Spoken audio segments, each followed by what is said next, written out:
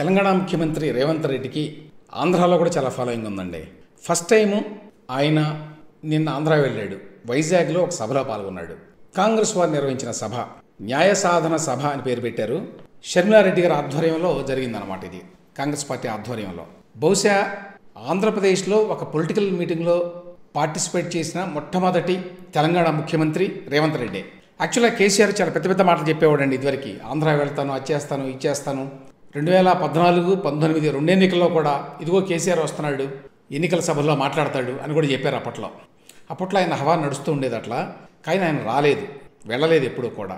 ఆంధ్రప్రదేశ్లో బీఆర్ఎస్ విభాగాన్ని కూడా పెట్టాడండి.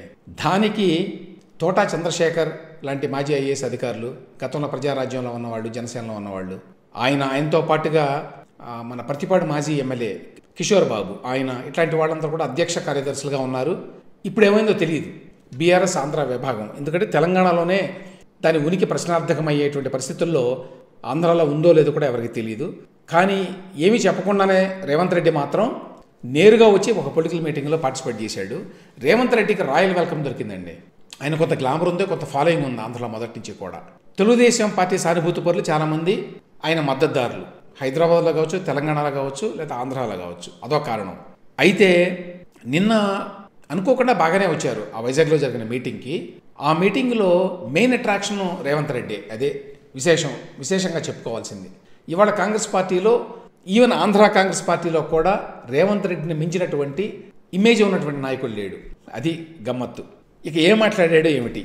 సరే, మంచి మాటకారి రేవంత్ రెడ్డి కూడా, అందరికీ తెలుసు. అంత పెద్ద ఆర్టికులేషన్ ఉన్నది కాబట్టే కేసీఆర్ లాంటి, కేటీఆర్ లాంటి మాటల మాంత్రికులను కూడా మరి ఓడించి ఆయన గెలిచాడు అక్కడ.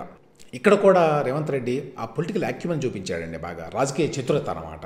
ఏమిటి అక్కడ మెయిన్గా ఎన్నికల కోసం కాంగ్రెస్ పార్టీకి ఓటు వేయండి అని చెప్పడం ఆయన ఉద్దేశం.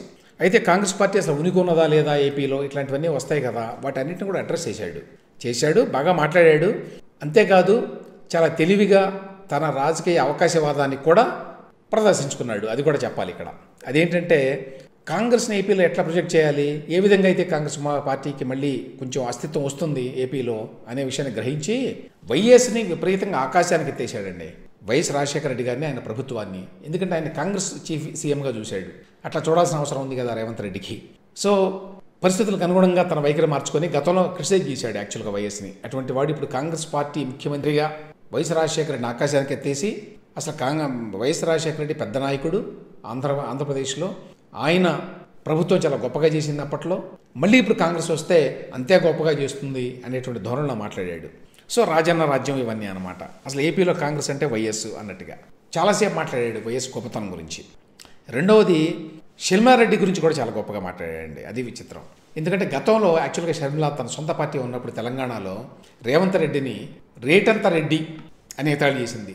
ఆయన పాదయాత్రను కూడా ఎగతాళి చేసింది. పాదయాత్ర అంటే పాదాల మీద నడిచే యాత్ర అనేది అప్పట్లో మీమ్స్ కూడా వచ్చినాయి. కానీ రేవంత్ రెడ్డి మాత్రం చాలా తెలివిగా, ఆవిడ ఎప్పుడైతే ఏపీకి వెళ్ళిందో, ఏపీ కాంగ్రెస్ అధ్యక్షురాలుగా, అతను వెంటనే తన వైఖరిని పూర్తిగా మార్చుకొని చాలా కోఆపరేటివ్గా, చాలా సపోర్టివ్గా ఉన్నాడండి షర్మిలకి, ఏపీ కాంగ్రెస్కి కూడా.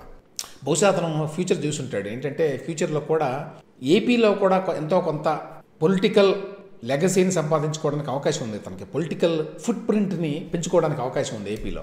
ఎందుకంటే ఏపీలో అంత బాగా మాట్లాడే నాయకులు ఇప్పుడు కరువయ్యారు.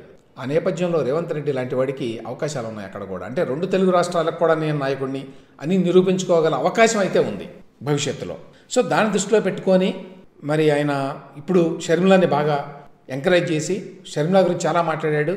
వైఎస్కి అసలైన వారసురాలు ఆమె, జగన్మోహన్ రెడ్డి కాదు అనే మాటలు మాట్లాడాడు. అంతేకాదండి, షర్మిలారెడ్డి ఎప్పటికైనా కూడా ఏపీకి ముఖ్యమంత్రి అవుతుంది అన్నాడు. కాంగ్రెస్ వాళ్ళు కూడా అన్న ఆ మాట ఇంతవరకు ఆయన అన్నాడు. తర్వాత ఆయన రేవంత్ రెడ్డి ప్రత్యేకత ఏమిటంటే రియాలిటీకి చాలా దగ్గరగా ఉండి మాట్లాడి కూడా కన్విన్స్ చేయగలడు. మళ్ళీ ఆంధ్రలో కాంగ్రెస్ పార్టీ ఎక్కడ ఉన్నది, దానికి ఓట్లు ఎక్కడ వస్తాయి అనేటువంటి అభిప్రాయం ఉంటుంది. అది ప్రస్తావించాడు. నేను వెళుతున్నాను ఇట్లా వైజాగ్ అంటే చాలామంది అన్నారు, ఆంధ్రలో కాంగ్రెస్ ఎక్కడ ఉన్నది, నువ్వు అనవసరంగా అక్కడికి వెళ్తే పరువు పోతుంది, జనం కూడా రారు అని. కానీ ఇక్కడికి వస్తే బ్రహ్మాండంగా జనం ఉన్నారు చూడండి అని చెప్పి ఏమన్నాడంటే, తెలంగాణలో కూడా యాక్చువల్గా కాంగ్రెస్ పరిస్థితి గతంలో ఇట్లానే ఉండింది. నేను ఉన్నప్పుడు, నేను ఆ పార్టీలో చేరినప్పుడు, తర్వాత పిసిసి అధ్యక్షుని అయినప్పుడు తెలంగాణలో 5 సీట్లు వచ్చినాయి మాకు అప్పట్లో. అట్లాంటిది మరి వాటన్నిటిని అధిగమించి ఇవాళ కాంగ్రెస్ పార్టీ అధికారంలోకి వచ్చింది, నేను ముఖ్యమంత్రిని అయ్యాను. కాబట్టి ఆంధ్రలో కూడా అది సాధ్యమే అని చెప్పాడు. సో పనిలో పనిగా మరి ప్రతిపక్షాలు అందరినీ కలిపి విమర్శించాలి.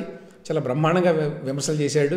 చంద్రబాబు నాయుడు గారిని కూడా విమర్శించాడు. అయితే చంద్రబాబుని మిగతా వాళ్ళలా కాకుండా చంద్రబాబు గారు, బాబు గారు అని ప్రస్తావించాడు. అక్కడెక్కడ మళ్ళీ ఆ లోటు రానివ్వలేదు, చీప్గా ఎటువంటి విమర్శలు చేయకుండా. అయితే బలమైనటువంటి రాజకీయ విమర్శలు చేశాడండి. బీజేపీ అంటే ఆంధ్రలో బాబు, జగను, పవను అని చెప్పి కొన్ని పంచులు కూడా వేశాడు. ఇష్యూస్ టేకప్ చేశాడు. రాజధాని గురించి మాట్లాడాడు, విశాఖ ఉక్కు గురించి మాట్లాడాడు, ఎట్టి పరిస్థితుల్లో ప్రైవేటీకరణ చేయనివ్వం మేము అని చెప్పి చాలా గట్టిగా మాట్లాడాడు. అలాగే కాంగ్రెస్ పార్టీ అనేది సెక్యులర్ పార్టీ అనే దాన్ని కూడా తీసుకెళ్ళడానికి బాగా ట్రై చేశాడు.